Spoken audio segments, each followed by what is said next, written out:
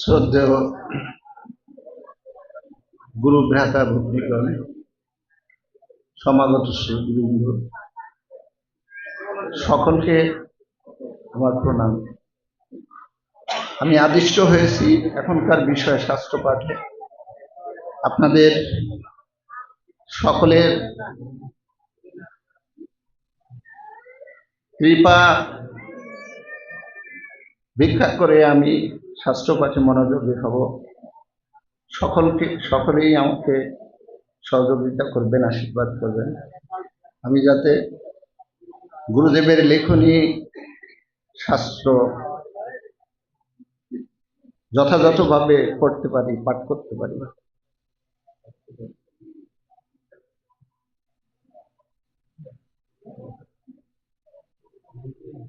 তত্ত্বজ্ঞান উপাসনা খণ্ড থেকে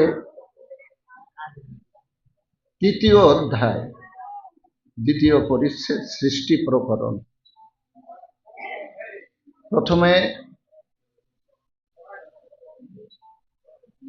একটা সংস্কৃত শ্লোক আছে, এটা আমি পড়ছি না,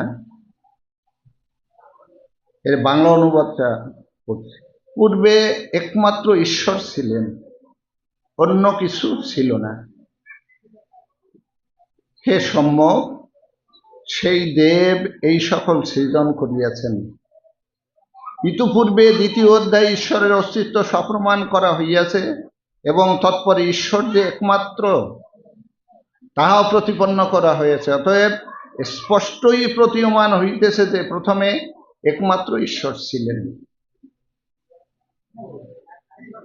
ন্যায় দর্শন, বৈশেষিক দর্শন ও সাংখ্য দর্শনে উক্ত হইয়াছে যে চতুর্বিধ পরমাণু ও আকাশাদি পঞ্চদ্রব্য নিত্য। নিত্য শব্দের অর্থ মানে প্রতি মুহূর্তে যার অস্তিত্ব রয়েছে। অথচ উক্ত দর্শনত্রয়ে উক্ত নব পদার্থকে কার্য বলিয়া নির্দেশ করা হইয়াছে। সাংখ্যেরা, এখানে কিছু দার্শনিক কথা, একটু আপনারা মনোযোগ দিয়ে শুনবেন আমার অনুরোধ। সাংখ্যেরা সৎকার্যবাদী বলিয়া তাহাদিগের মতে কার্য মাত্রই নিত্য। সাংখ্যেরা সৎকার্যবাদী বলিয়া তাহাদিগের মতে কার্য মাত্রই নিত্য। সুতরাং চতুর্বিধ পরমাণু ও আকাশাদি কার্য হইলেও নিত্য। মূল কথা, মানবগণের চিন্তনীয় কাল মাত্রে যাহাদিগে অনিত্যতার অর্থাৎ বিনাশের হেতু লক্ষিত হয় না, তারাই নিত্য বলিয়া গৃহীত হয়েছে। এখানে দার্শনিক যুক্তিতে বলা হয়েছে যে বিষয়গুলো ধ্বংস হবে না, বিনাশ হবে না, সেটাই নিত্য। নতুবা চিন্তাতীত কালে যে উহাদের সৃষ্টি হইয়াছে এবং ওই সৃষ্টির জন্য উহারা অনিত্য, তদ বিষয়ে কোনো সন্দেহ নাই। সর্বদর্শনের বিবরণ অংশে ইহার বিস্তৃত বিবরণ লিখিত হইবে। আরো দেখো, বিকারবাদ বা পরিণামবাদী ধরো বা তজ্জন্য সৎকার্যবাদেরই আদর করো। বেদান্ত শাস্ত্রের বিবর্তবাদ বৌদ্ধদিগের অসৎবাদের ন্যায় হেও নহে। এতদ বিষয়ের সবিশেষ বৃত্তান্ত পরে লিখিত হইবে।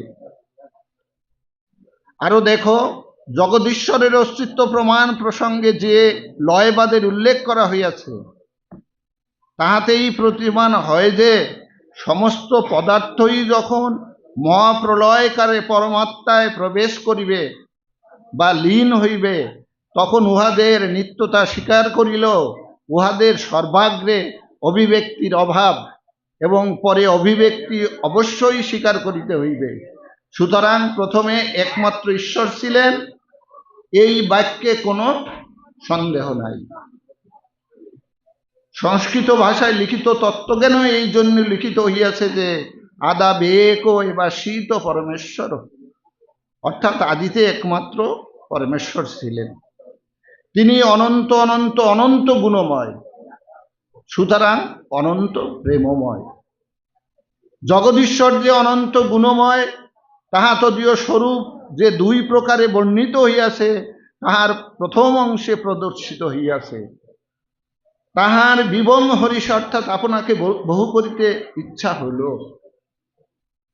যেমন বহুকে এক করা প্রেমের ধর্ম, তদ্রূপ এককে বহু করাও ইহার ধর্ম। দেখো, পরস্পর বিপরীত ধর্মদ্বয় প্রত্যেক পদার্থে বিদ্যমান আছে। পরমাণুতে আকর্ষণের ন্যায় বিকর্ষণ, প্রত্যেক ঘটনায় সুখের ন্যায় দুঃখ এবং প্রত্যেক ব্যাপারে পাপের ন্যায় পুণ্যেরও বিদ্যমানতা এতদ বিষয়ে পরমোৎকৃষ্ট সাক্ষ্য প্রদান করিতেছে। আরো দেখো, যে দুগ্ধ পরম উপকারী, অবস্থাভেদে তাহাই পরম অপকারী। যে বিষ পরম অপকারী, অবস্থাভেদে তাহাই পরম উপকারী। মানব বর্গের প্রতি দৃষ্টিপাত করো, দেখিতে পাইবে যে যে পুত্র সর্বাপেক্ষা সুখকর, তাহা অবস্থাভেদে সেই সুতোই সর্বাপেক্ষা দুঃখদায়ক। আমাদের বাস্তব জীবনে বিভিন্ন পরিবারের অবস্থার কথা বিবেচনা করলে আমরা এই বিষয়গুলো নিজেরাই অনুভব করতে পারি। আমরা আমাদের সংসার জীবনে সন্তান সন্ততি, স্ত্রী এবং পরিজন নিয়ে আমরা কে কি অবস্থায় আছি, এটা বিবেচনা করলে এই বিষয়ের অবস্থাটা আমরা অনুভব করতে পারব। যে পত্নীর প্রেমে বাধ্য হইয়া লোকে বা না করিতেছে এমন কার্য নাই, অবস্থা বিশেষে সেই পত্নী ধন, মান, শান্তি, ধ্যান প্রভৃতি সমুদায়ের বিনাশিনী হইতে পারে। যে বন্ধুর প্রণয়ের জন্যই সর্বকার্যই অসংকুচিত চিত্তে করা যায়, সেই বন্ধুই ঘোরতর বিপত্তির কারণ হইয়া থাকে। এবং প্রকৃত গুরুগণ যে শিষ্যগণের জন্য অশেষ ক্লেশ স্বীকার ও সর্বসুখ পরিহার করিয়া থাকেন, সেই শিষ্যদিগের মধ্যে কেহ কেহ আবার ওই গুরুদেবের জীবন নাশের কারণ হইয়াছিল বলিয়া বাইবেল ও কোরআন শরীফে জানিতে পারা যায়। আপনারা জানেন, গুরুদেব যে উদাহরণটা দিলেন, যীশু খ্রিস্টের জীবন নাশের প্রধান কারণ ছিলেন তার প্রধান শিষ্য। সেই কথাটাই এখানে গুরুদেব উল্লেখ করলেন। অতএব অবশ্যই স্বীকার করিতে হইবে যে পরস্পর বিপরীত ধর্মদ্বয় প্রত্যেক পদার্থেরই বিদ্যমান আছে। এইটার মধ্যে একটা কনক্লুশন হলো যে বিপরীত ধর্ম সম্পন্ন পদার্থ প্রত্যেকটা পদার্থের মধ্যে এই গুণ নিহিত আছে। যেমন একটা অণুতে পজিটিভ যে গুণাবলী থাকে, তার নেগেটিভ গুণাবলীও থাকে। অর্থাৎ আকর্ষণ বিকর্ষণের যে বিষয়টাই, এইটাই এখানে প্রমাণ করা হলো। পূর্বোক্ত কারণ নিবন্ধন প্রেম দ্বারা যেমন বহু এক হয়, তদ্রূপ একও বহু হইতে পারে। যদি বলো যিনি পূর্ণ, তাহাতে কেন বিবং হরিষ অর্থাৎ আপনাকে বহু করিতে ইচ্ছা হইল। এখানে গুরুদেব আবার একটা প্রশ্ন ছুটে দিলেন। সেটা হলো যে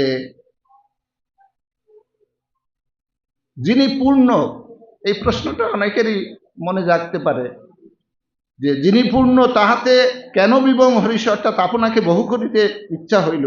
যদি বলো উহা প্রেমের ধর্ম, তাহা অবশ্য স্বীকার করিলাম, কিন্তু তৎসঙ্গে ইহাও স্বীকার করিতে হইবে যে পরমেশ্বর পূর্ণ নহেন।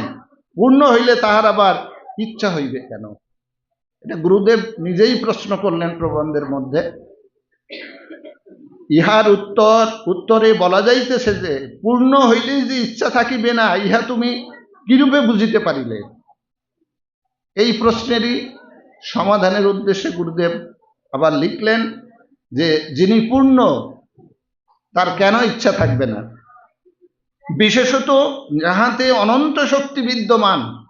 যদি বলো যে তাহাতে ইচ্ছা শক্তি নাই, তবে কিরূপে সঙ্গত হইবে? সুতরাং তাহাতে অবশ্যই ইচ্ছা শক্তি আছে, আর ইচ্ছা থাকাতে পূর্ণত্বের ব্যাঘাত হয় না, বোধ হয়। এ বিষয়ে সংস্কৃত ভাষায় যে দুইটি শব্দ আছে, তাহাদের একটির অর্থ অন্যটিকে বোধ করিয়া তোমার এ সংশয় হয়েছে। সংস্কৃত ভাষায় ইচ্ছা ও ইচ্ছা দুইটা শব্দ, এই দুইটি শব্দ আছে। উহাদের মধ্যে শেষোক্তিটির অর্থ অন্তুমিচ্ছা, অর্থাৎ পাইতে ইচ্ছা। ও আপ্তুমিচ্ছা, হ্যাঁ, অর্থাৎ পাইতে ইচ্ছা। ইহা ইপ্সা যাহার থাকে সে অবশ্যই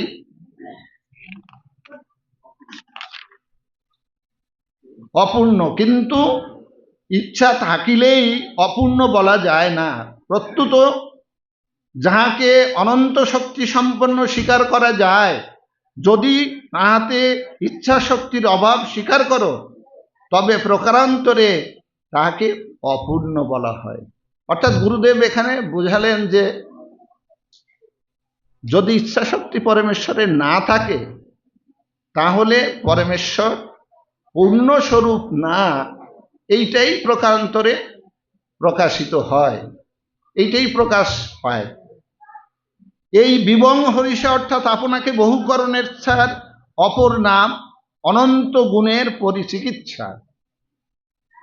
গুরুদেব বললেন যে বিবং হরিষা, গুরুদেবের যে যে ইচ্ছা শক্তি, সেই ইচ্ছা শক্তির কারণ হলো অনন্ত গুণ যে পরমেশ্বরে আছে, সেই অনন্ত গুণের পরিচিকিৎসা। পরিচিকিৎসা মানে পরীক্ষা করা। পরমেশ্বরের কোন গুণ শ্রেষ্ঠ, কোন গুণের প্রভাব কেমন, কোন গুণের কার্য কেমন, সেইটা পরীক্ষা করার জন্যে গুরুদেব পরমেশ্বর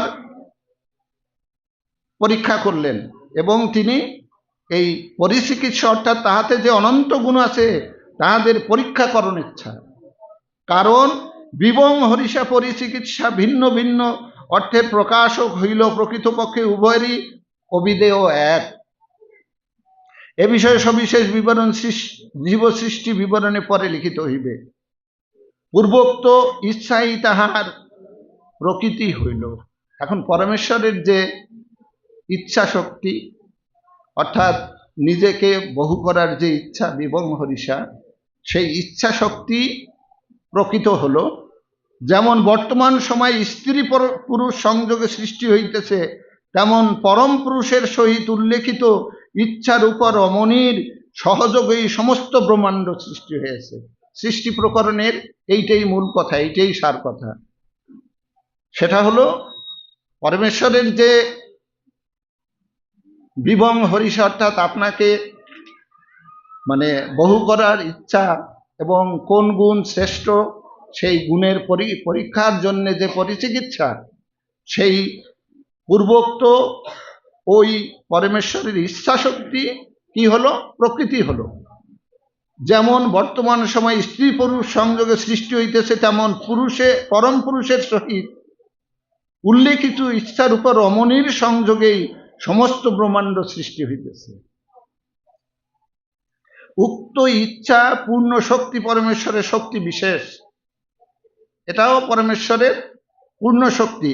এই ইচ্ছা যে ক্ষণকালের জন্য উৎপন্ন হইয়া বিলীন হইয়াছিল তা নহে, অর্থাৎ পরমেশ্বরের এই ইচ্ছা শক্তিও পূর্ণ এবং অনন্তকাল আগেও ছিল এবং বর্তমানেও আছে, ভবিষ্যতেও থাকবে। অর্থাৎ অনন্তকাল বিরাজিত এই ইচ্ছা শক্তি। ওই ইচ্ছা শক্তির নাশ নাই, উহা চিরস্থায়ী। এই জন্যই জগদীশ্বর পর্যন্ত দৃষ্টিপাতে অসমর্থ সংখ্যগণ ওই প্রকৃতিকেই নিত্যা বলিয়াছেন। প্রকৃতপক্ষে প্রকৃতি যে নিত্যা অর্থাৎ অনশ্বরী, তৎপক্ষে সন্দেহ নাই। এই নিত্যা প্রকৃতি ত্রিবিধ শক্তি বিশিষ্ট। তাহলে এটা কি হলো, সেই শক্তিত্রয়ের নাম যথা শ্রীশৃক্ষা, নিরক্ষিষা ও জিহিৎসা। পরমেশ্বরের যে নিত্যা শক্তি, সেই শক্তিকে তিন ভাগে ভাগ করা হয়েছে। সেই ভাগ হলো শ্রীশৃক্ষা, নিরক্ষিষা ও জিহিৎসা। প্রতি শক্তির কার্যই গুণ বিশেষ যোগে সম্পাদিত হয়। যেমন দাহকৃত গুণ যোগে দাহিকা শক্তির কার্য সম্পাদিত হয়ে থাকে, মানে দাহ করার শক্তি আছে বলেই দহন করতে পারে। এটাই বলা হয়েছে প্রতি শক্তির কার্যই গুণ বিশেষ যুগে সম্পাদিত হয়। যেমন দাহকৃত গুণ, দাহ একটা গুণ, মানে কোনো পদার্থকে দাহ্য করার যে ক্ষমতা, সেই দাহকৃত যে গুণ যোগে দাহিকা শক্তির কার্য সম্পাদিত হয়ে থাকে। উপচিকিৎসা শক্তির কার্য দয়াগুণ দ্বারাই সাধিত হয় ইত্যাদি। এ কারণ বলা যাইতে পারে যে এই ত্রিবিধ শক্তির কার্য ত্রিবিধ গুণ দ্বারা সম্পাদিত হয়। এই গুণত্রয়ের নাম শত, রজ ও তম। রজগুণ দ্বারা শিশ্রিক্ষার, সত্যগুণ দ্বারা নিরক্ষিসার এবং তমগুণ দ্বারা জিহীর্ষা শক্তির কার্য সম্পাদিত হয়। এই সকল গুণের সবিশেষ বিবরণ পরে বর্ণিত হইবে। এক্ষণে বর্ণনীয় বিষয়ের সারাংশ অগ্রে নির্দেশপূর্বক পশ্চাৎ উহার বিস্তৃত বিবরণ নির্দিষ্ট হইবে। পরমেশ্বরের পূর্বোক্ত ইচ্ছাশক্তি নিত্যা, প্রকৃতি বা মহাশক্তি বলিয়া অভিহিত হইয়া থাকে। নিত্যত্ব হেতু এই মহাশক্তি পরম পুরুষ সহযোগে চিরগর্বিণী ও চিরপ্রসবকারিণী। তদীয় গর্ভাশয় হইতে অনন্ত অনন্ত ব্রহ্মাণ্ডের অনন্ত অনন্ত জীবের উৎপত্তি ও অভিব্যক্তি হইতেছে এবং পরম পুরুষের তন্ময় ভাবে নিত্য মিলিতা ওই নিয়ত তৎযোগে উৎপাদন, সংরক্ষণ ও লয় সাধনে সমর্থ উক্ত মহাশক্তি প্রভাবেই ব্রহ্মাণ্ডের বৈচিত্র্য সংসাধিত হইতেছে। অর্থাৎ এই সৃষ্টিটা পরমেশ্বরের নিত্যা। নিত্যা মানে নিত্য আর কি, নিত্যা ওই স্ত্রী প্রত্যয় যুক্ত হয়ে ওটা নিত্যা হয়েছে। তো মানে এইটা পূর্বে যেমন ছিল, বর্তমানেও আছে, ভবিষ্যতেও থাকবে। অর্থাৎ এটা অনন্তকালের জন্য প্রবহমান।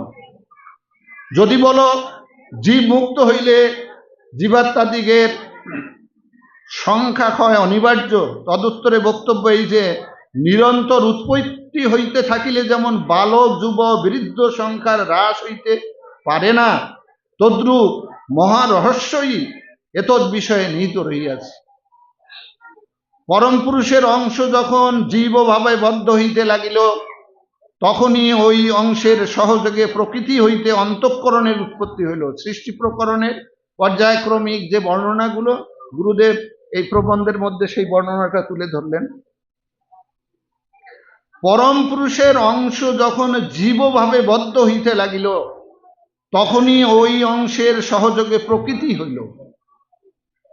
প্রকৃতি হইতে অন্তঃকরণের উৎপত্তি হইল।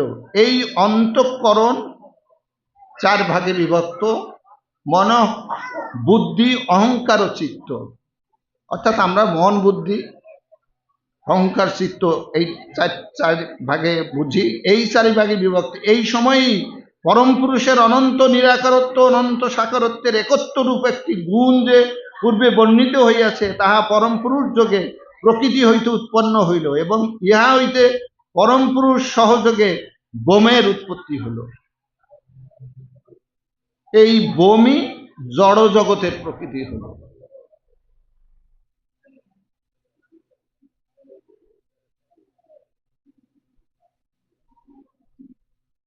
বোম হইতে পরম পুরুষ যোগে বায়ু, ওই রূপে বায়ু হইতে তেজ, তেজ হইতে জল অর্থাৎ তরল পদার্থ, তরল পদার্থ হইতে ভূমি অর্থাৎ কঠিন পদার্থ উৎপন্ন হলো।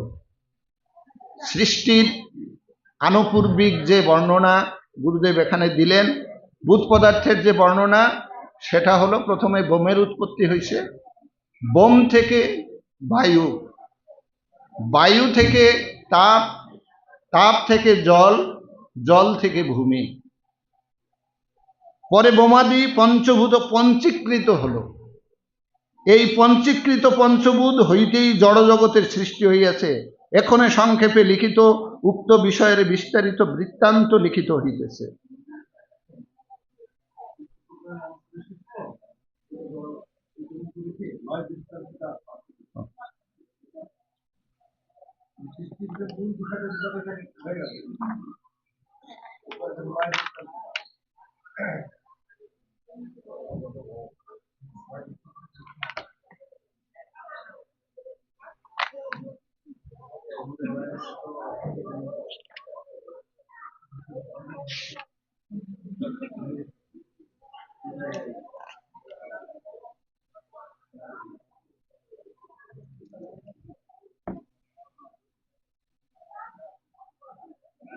সৃষ্টি প্রকরণের কিঞ্চিত পাঠ করা হলো।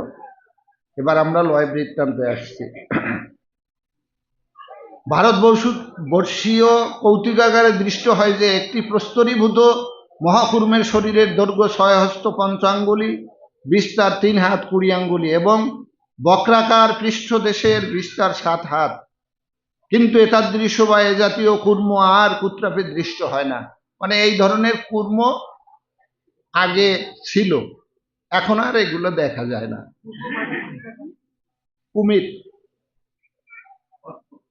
কচ্ছপ না? হ্যাঁ, কুর্ম অবতার তো তাই মনে হয়।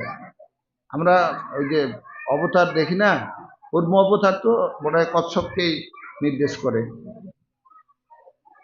সংস্কৃত গ্রন্থে তিমি মৎস্যের পরিমাণ 100 যোজন বলিয়া বর্ণিত আছে এবং তিমিকে গিলিতে পারে এরূপ যে মৎস্য তাহাকে যে গিলিতে পারে, রাঘব আবার তাহাকে গিলিতে পারে। এক্ষণে উক্ত কৌতুকাগারে যে তিমি মৎস্যের কঙ্কাল আছে, প্রকৃতপক্ষে তিমি মৎস্যের পরিমাণ তাহা হইলেও রাঘব কত বড় অনুমান করিয়া বুঝিতে লইতে গেলে বিশ্বান্বিত হইতে হয়। কিন্তু এখানে আর ওইরূপ বৃহদাকার মৎস্য দৃষ্টিগোচর হয় না। এই কৌতুকাগারে একটি বৃহদাকার পশুর প্রস্তরীভূত কঙ্কাল দৃষ্ট হয়, উহাকে মহাপশু কহে। তাহার দৈর্ঘ্য প্রায় 14 হস্ত। এতদ ভিন্ন আরো অনেক বৃহদাকার পশুর উক্ত প্রকার কঙ্কাল তথা বিদ্যমান আছে, কিন্তু এক্ষণে আর ওই সকল পশু দেখিতে পাওয়া যায় না।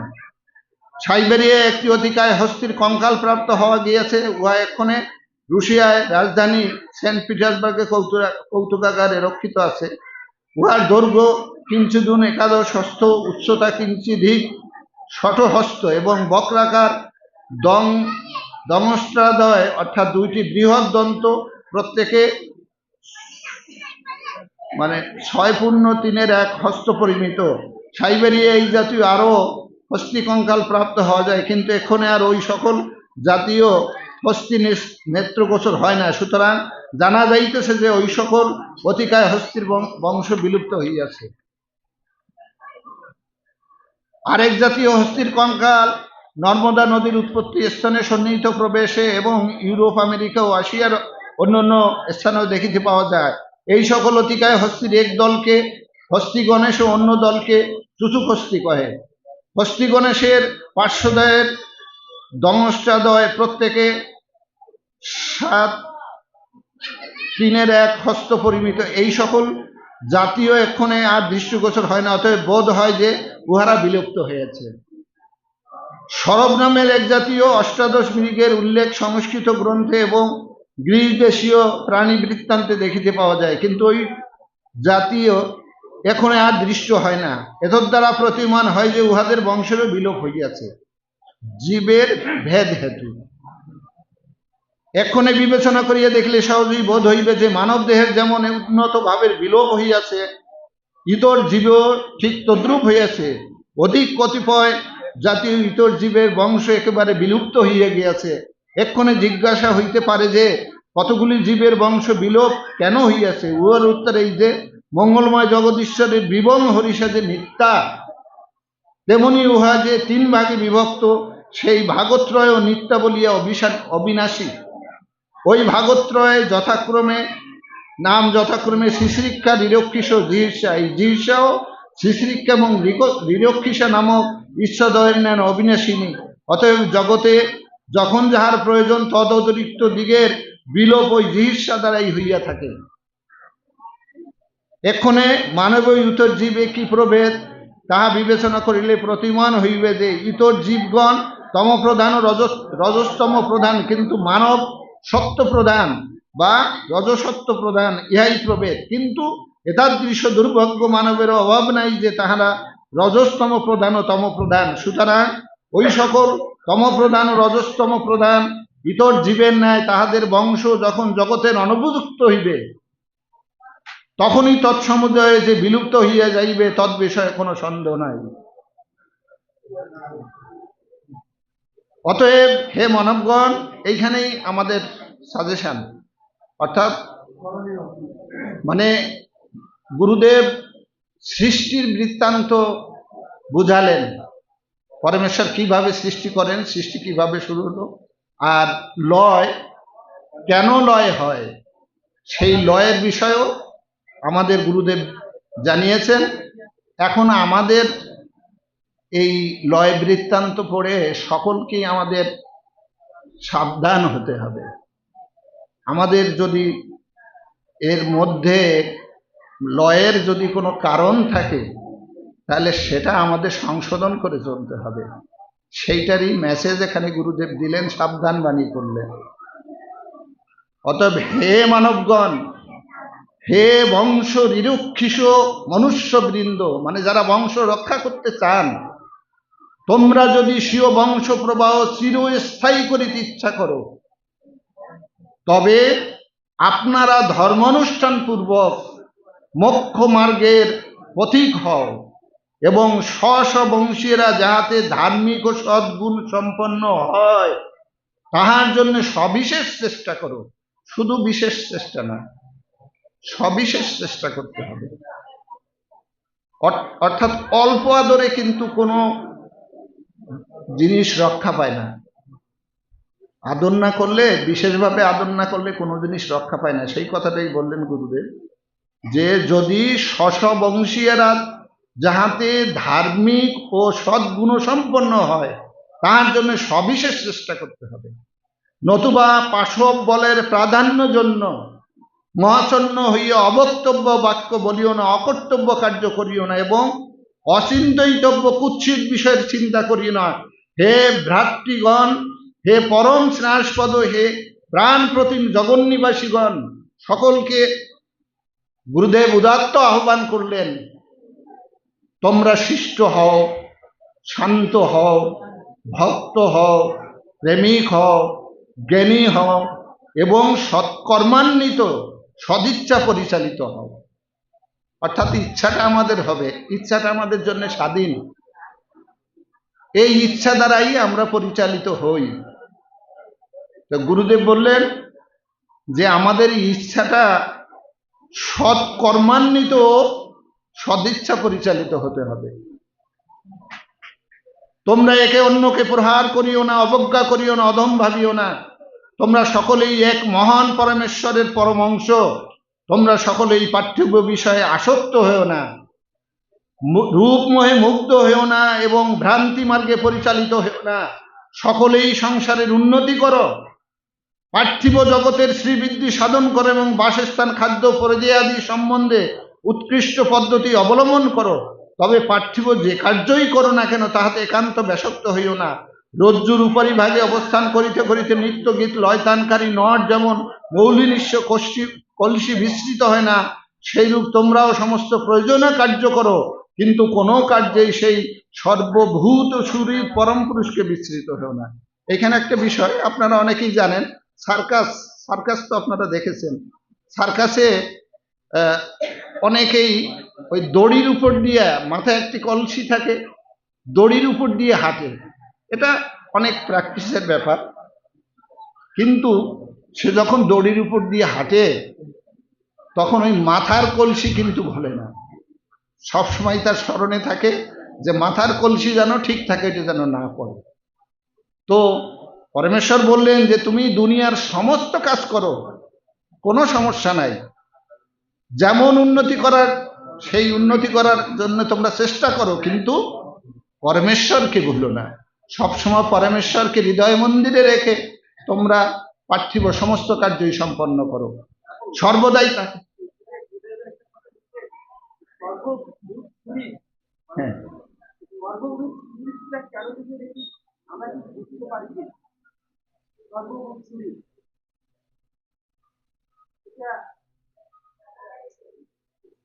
এটা মানে আমার পক্ষে যথাযথ ব্যাখ্যা করা কঠিন। তো দাদা যদি আমি শেষ করি, যদি দু এক কথা বলার দাদা বলবে। সর্বদাই তাকে স্ব হৃদয় আসনে আসীন রাখো। আমি একটু তাড়াতাড়ি পড়ছি কারণ এদিকে মনে হয় সময়ও কম। এবং তদীয় ভজনায় রত থাকো। আমাদের এইগুলো গাইডলাইন, গুরুদেব সৎসতীদের উদ্দেশ্যে গাইডলাইন দিয়ে দিচ্ছেন, সেইগুলোই এখানে আমি পড়ছি। সর্বদাই তাকে স্ব হৃদয় আসনে আসীন রাখো এবং তদীয় ভাবনায় রত থাকো। যদি তাহাতে তোমাদের অনুমাত্র ভক্তি থাকে, যদি সকলের পরম পিতাকে পিতা বলিয়া ও তদীয় সন্তান মানববৃন্দকে ভ্রাতৃ ভগিনী জ্ঞান করিয়া থাকো, এবং যদি পরকালের তুলনায় ক্ষুদ্রতম বলিয়া প্রতিমান এই পৃথিবীবাসের অনিত্যতা স্বীকার করিতে সম্মত হও, তবে অবহিত চিত্তে প্রমত্ত মনে কার্য করিতে থাকো এবং পরহিংসা, পরদেশ, পরনিন্দা একেবারে দূরে নিক্ষিপ্ত করো। এইখানে একটা বিষয় আমার কাছে মনে হয়, সেটা হলো কি, আমাদের আসলে যে চর্চার বিষয়গুলো গুরুদেব কিন্তু গাইডলাইন দিয়ে দিলেন। আমরা যে বিষয়গুলো নিয়ে চর্চা করি সেই বিষয়গুলো অনেকটাই আমাদের ধ্বংসের কারণ। কারণ আমরা রিপু এবং পাশের যে বিষয়গুলো সেই বিষয়গুলো নিয়েই বেশি চর্চা করি, ব্যক্তিগত জীবনে, পারিবারিক জীবনে, সামাজিক জীবনে। আমার মনে হয় আমাদের এই কালচারটা পরিবর্তন করা উচিত। আর এটা চেষ্টা ছাড়া হবে না। সবিশেষ চেষ্টা যদি আমরা না করি তাহলে এই কালচার থেকে আমরা বের হয়ে আসতে পারবো না। নানা শাস্ত্র অধ্যয়ন দ্বারা বুদ্ধির সংশোধন পূর্বক অনিত্যতা বিষয়ে প্রগাঢ় চিন্তা করিয়া অহংকারকে একেবারে দূরীভূত করো। তৎসঙ্গে সদালাপ ও সাধু সেবা দ্বারা মনের সংশয় ভাব নিরাকরণ পূর্বক দৃঢ়তর বিশ্বাস সহকারে অনন্ত গুণদিনা অসীম শক্তিপূর্ণ পরাৎপর মঙ্গলময় জগদীশ্বরের প্রিয় কার্য সম্পাদক পুরুষর স্ব জীবন চরিতার্থ জন্মগ্রহণ সার্থক করো। আর ওই কার্য দ্বারা তোমরা সকলে ধন্য হও এবং তোমাদিগের স্বর্গদপি গড়িয়ে সেই জন্মভূমি পৃথিবী ধন্য ধন্য হও। হে করুণাময়, এই পৃথিবীবাসী জনগণের প্রতি কৃপা বিতরণ করো এবং নিজ গুণে তাহাদিগের প্রতি অনুগ্রহ কিরণ বিকীর্ণ করিয়া ইহাদিগাকে প্রগাঢ় অন্তস্তম জাল হইতে বিমুক্ত করো। দয়াময়, দয়া করো। আমি এখানে রাখি। ধন্যবাদ।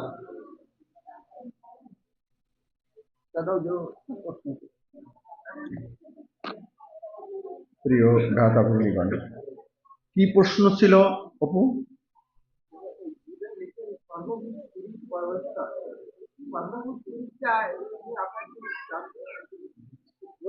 আচ্ছা আচ্ছা, এই সঙ্গে আরো দুই তিনটা প্রশ্ন ছিল তখন, তাই না?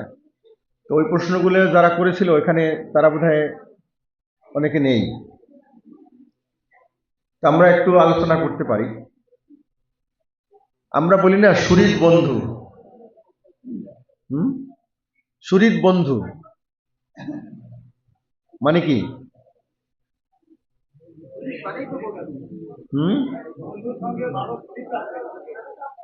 সুহৃদয় মানে হৃদয়ের সম্পর্ক আছে, ভালো হৃদয়ের সম্পর্ক যার সাথে আছে।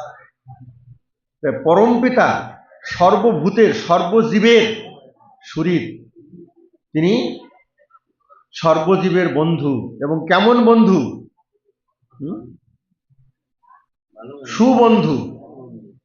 এবং তার চেয়ে ভালো বন্ধু আর কেউ নাই।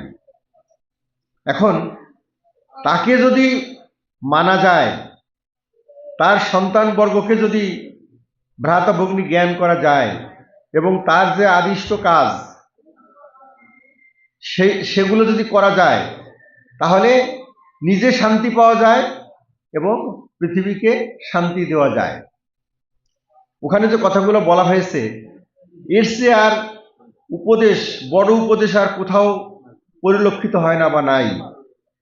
কি বলা আছে? তোমরা শিষ্ট হও, শান্ত হও, অন্যকে অবক্তব্য বাক্য বলিও না, অকর্তব্য কার্য করিও না, এবং সর্বদা তাকে মনোরাজ্যের অধীশ্বর করো। কাকে? ঈশ্বরকে, পরমেশ্বরকে। এখন এই যে কয়েকটা মাত্র কথা মেনে চললে কি কোনো এই পৃথিবীতে অশান্তি, নিজের মধ্যে অশান্তি, প্রথমে তো অশান্তি নিজের মন থেকে দূর করতে হবে। নিজে যদি শান্তি লাভ করা না যায় তাহলে এই জগতের মানুষকে শান্তি দেওয়া যায় না। নিজে যদি দগ্ধীভূত থাকে কেউ, সে কিন্তু দেখবেন যে একটা জ্বলন্ত কাঠি সে যেখান দিয়ে যাবে সেখানে কিন্তু জ্বালাবে, পোড়াবে। আর যে এক গ্লাস শীতল জল যতজনকে আপনি পান করাবেন ততজনই শীতলতা লাভ করবে। তো যার যে গুণ সে তাই করবে। যে কারণে গুরুদেব এখানে সেই কথাগুলোই বললেন, তোমরা শিষ্ট হও, শান্ত হও, সৎকর্মান্বিত হও, সদিচ্ছা পরিচালিত হও এবং সমস্ত কর্ম করার সময়ে, কর্ম করার কালে তাকে ভুলতে না করেছেন যিনি সমস্ত জীবের, সমস্ত ভূতের যিনি শরীর, উত্তম বন্ধু। এবং এই বন্ধু এমন যিনি কখনো পরিত্যাগ করেন না। সকলে পরিত্যাগ করতে পারেন, কিন্তু এমন বন্ধু যে আপনাকে বিপদে, সম্পদে, আপদে তিনি কখনো পরিত্যাগ করেন না। কথাটা আছে এরকম যে তিনি কখনো পরিত্যাগ করেন না, কেবল যদি হৃদয় না থাকে তাহলে উপরি উপরি রক্ষা করেন। অর্থাৎ যদি আমার অনুভূতি না থাকে, আমার যদি ঈশ্বর সম্পর্কে কোনো অনুভূতি না থাকে, তারপরেও তিনি আমাদেরকে রক্ষা করেন। আমি বুঝতে পারি না, যে কারণে ওখানে বলা হয়েছে সত্যধর্ম পুস্তকের যে মানে প্রথম মুখবন্ধে বলা হয়েছে, তিনি যার হৃদয় নাই তাহাতে পরমাত্মা বসিতে পারেন না, কেবল উপরি উপরি রক্ষা করেন কিন্তু পরিত্যাগ করেন না। এই সর্বভূত শরীর হৃদয়ে সবসময় আছেন। যেদিন আমাকে সৃষ্টি তিনি করেছেন সেই দিন থেকে তিনি আমার সঙ্গে যুক্ত আছেন, এই কথাটা মনে রাখতে হবে। মায়ের গর্ভে যখন আমি এসেছিলাম, নারীর সঙ্গে মায়ের যোগ ছিল। নারী কেটে যখন বের হয়ে আসছি পৃথিবীতে, আস্তে আস্তে আমরা মাকে ভুলে যেতে পারি, মায়ের সঙ্গে সংযোগ ওইভাবে না থাকতে পারে, কিন্তু ঈশ্বরের সঙ্গে প্রতি মুহূর্তে সংযোগ আছে। সেই সংযোগের স্থলটা কোথায়, স্থানটা কোথায়? হৃদয়। এজন্য সর্বভূত শরীর সেই হৃদয়ে নিত্যক্ষণ অবস্থিতি করেন। তাকে হৃদয়ে স্মরণ করতে হয়, হৃদয়ে তাকে অনুভব করতে হয়, হৃদয় দিয়ে তাকে ডাকতে হয়, প্রাণ দিয়ে তাকে পূজা করতে হয়, ভক্তি সহকারে তার চরণ অর্চনা করতে হয়, বন্দনা করতে হয়। তাহলে শান্তি পাওয়া যায়, শান্তি লাভ করা যায়। এই যে অশান্তিময় জগৎ, আমরা এত অশান্তি পাই, সংসারে কি আসলে শান্তি আছে? সংসারে কিন্তু শান্তি থাকার কথা না। সংসার তো আপনাকে শান্তি দেবে না। শান্তি দিবে আপনাকে কে? শান্তি দিবে যিনি, তাকে আশ্রয় করে থাকতে হবে। আমরা করি কি, আমরা শান্তি চাই সংসারে, প্রথমে চাই হলো গিয়া একজন মানুষের কাছে, স্ত্রী হোক, পুত্র হোক, অর্থ হোক, বন্ধু হোক, তাদের কাছে শান্তি চাই। কিন্তু সেখানে আমরা কি শান্তি, আসলে প্রকৃত শান্তি কি পাই? পাই না। ওই যে বিপরীত গুণ সব জায়গায় আছে। তখন নরেশ বলল যে পুত্রের জন্য মানুষ না করতে পারে, পুত্রের জন্মের আগে থেকে ঈশ্বর আমাকে একটা পুত্র দাও, আমার কন্যা হয়েছে, কন্যায় আমার প্রাণ ভরছে না, অথচ কন্যা কিন্তু শান্তিদায়ক, কন্যা রূপেরও শান্তি দাও, তাতে আমার হচ্ছে না, আমার লাগবে পুত্র। পুত্র যখন আসলো তখন সব কিছু ভুলে পুত্রের পিছনে আমার সময়, আমার জীবন, আমার যৌবন, আমার অর্থ সব ব্যয় করলাম। একথা দেখা গেল পুত্র বড় হলো, পুত্র লেখাপড়া শিখলো, আমি সকলের কথা বলছি না, পুত্র এক সময় দেখা গেল পুত্রবধূকে নিয়ে তিনি নারী সেরা ধন হয়ে গেলেন। তাহলে কি হলো? শান্তি কি দিতে পারে?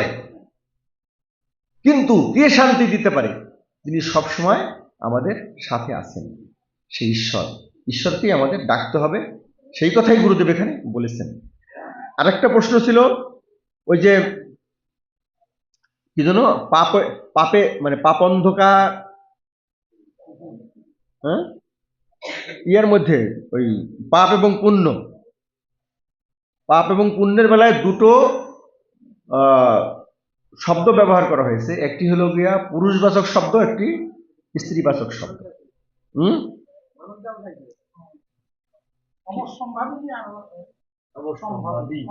অবশ্যম্ভাবী আত্মপ্রসাদ, অবশ্যম্ভাবিনী কি, অবশ্যম্ভাবিনী কি দুঃখ, আত্মগ্লানি। অবশ্যম্ভাবিনী আত্মগ্লানি আর অবশ্যম্ভাবী আত্মপ্রসাদ, দুটো শব্দ দুই রকম কেন? একটা স্ত্রীবাচক শব্দ কেন আর একটা পুংবাচক শব্দ কেন? প্রশ্নটা করার পরে আমারও খটকা লাগলো, আমি তো চিন্তা করি নেই। ভালো প্রশ্ন, তো উত্তম প্রশ্ন। আমি 2 দিন চিন্তা করেছি বসে বসে। হ্যাঁ, শয়নে স্বপনে মানে কি, মানে হাঁটতে চলতে, যে এই প্রশ্নের উত্তর কি হবে, কি এই প্রশ্নের উত্তর কি হবে, কি হতে পারে। দেখেন, আমি যতটুকু চিন্তা করে পেয়েছি সেটি হলো যে পাপ করলে মানুষ চঞ্চল হয়।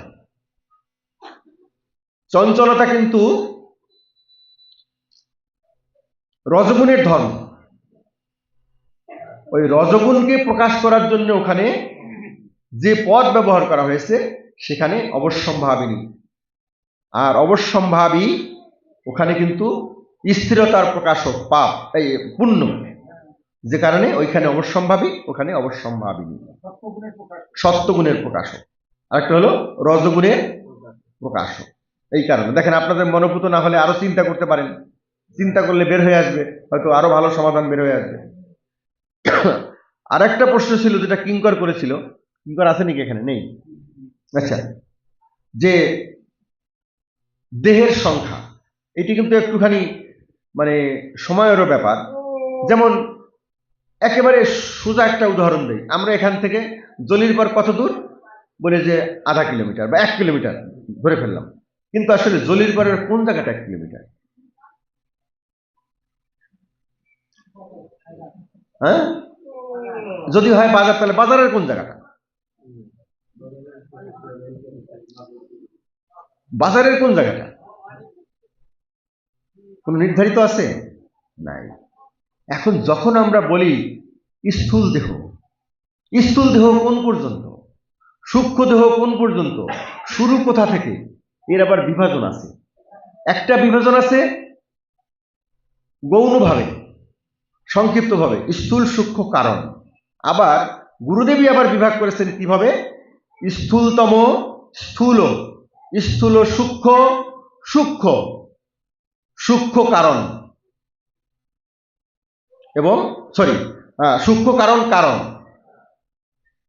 তাহলে এই যে 5টা ভাগ, এই 5টা ভাগের কারণে কিন্তু সংখ্যার ভিন্নতা আছে। ওই যে কোটিকম পদার্থ, ওই কোটিকম পদার্থ কিন্তু স্থূল সূক্ষ্মের সংখ্যা, ওর সঙ্গে স্থূল যোগ আছে, ওখানে 399 যোগ আছে, প্লাস আমরা যে দেহে এখন আছি স্থূলতম, এটাও যোগ আছে, 4টে যোগ আছে। এজন্য কোথাও কোথাও বলা আছে যে চতুর্শনকোটি। চতুর্শনকোটি মানে কি? চতুর্শ মানে কি? 400, 400 উনো মানে কম, 400 কম কোটি। 300 নবনবতী নুন অপরাধ তো একটা, ওই মানে আমি ওখানে যাইনি এখন। একটা জায়গায় যে আছে চতুর্শনকোটি, সেটা হলো একেবারে স্থূলতম দেহটার সংখ্যা ধরে সেখানে ওই হিসাবটা। আবার এই যে কোটিকম পদার্থ, এইটা একটা সংখ্যা। আবার ওই 300 নবনবতী নুন পদার্থ, ওইটা আবার আরেকটা ভাগ। সুতরাং এখানে কোনোটা ভাগে কিন্তু না, মানে অশুদ্ধ না। কিন্তু যেমন এই যে এখান থেকে জলিলপাড়ের সীমা কি ব্রিজের এখান থেকে শুরু হবে, এখান থেকে যদি হয় তাহলে 1 কিলোমিটারের কতটুকু কম হবে। যদি আবার বলি যে না, ওইটা গিয়ে ব্রিজের উপরে গিয়ে পড়বে, তাহলে যদি আমরা ওইভাবে ভাগ করি, আস্তে আস্তে সেগমেন্ট ভাগ করি, তাহলে এই বিষয়টা কিন্তু এরকম যে আমরা এই স্থূলতম দেহে আছি, যখন 399 স্তর পার হবে একই দেহ, তখন তার নাম হবে কি নাম হবে? সূক্ষ্ম। সূক্ষ্ম কেবল পড়লো, সূক্ষ্মের প্রথম দেহ বললো, গিয়ে 399 স্তর পার হওয়ার ঠিক পর মুহূর্তে। আবার যখন 399 স্তর পার হওয়ার পরে যে সূক্ষ্ম স্তর শুরু হলো, এই বিগিনিং এর যে একেবারে লাস্ট মুহূর্ত, সেই লাস্ট মুহূর্তের যে পরবর্তী একটা স্তর, ওইটার নাম হলো কারণ। কিন্তু সূক্ষ্ম কারণ বলতে একটা স্তর আছে, সূক্ষ্ম কারণ একটা স্তর আছে, আবার স্থূল সূক্ষ্মের একটা স্তর আছে। এবং এইটা কিন্তু একটু সময়ের ব্যাপার, শুধু আমি ধারণাটা দিলাম, আপনারা নিজেরা পড়লেও বুঝতে পারবেন। ওখানে আপনাকে পড়তে হবে দুইটা বই পড়লে আপনি আপনারা সমাধান পাবেন। আমি বলে দিচ্ছি বই দুটোর নাম। একটা হলো সাধনাখণ্ড জীব দেহ, আর একটা হলো সত্যামৃত। সত্যামৃতের কোন চ্যাপ্টারটা? দেহাবিচ্ছিন্ন আত্মার অসীমত্ব। এই দুটো পড়লে এর একটা ভালো ওখানে আপনারা নিজেরা বুঝতে পারবেন। আর আরেকটা যেন কি প্রশ্ন ছিল, যাই হোক, যেহেতু এখানে প্রশ্নকর্তারা কেউ এখানে নেই, আমরা পরবর্তীতে আলোচনা করবো, আমাদের সময় হয়ে গেছে। ধন্যবাদ সবাইকে।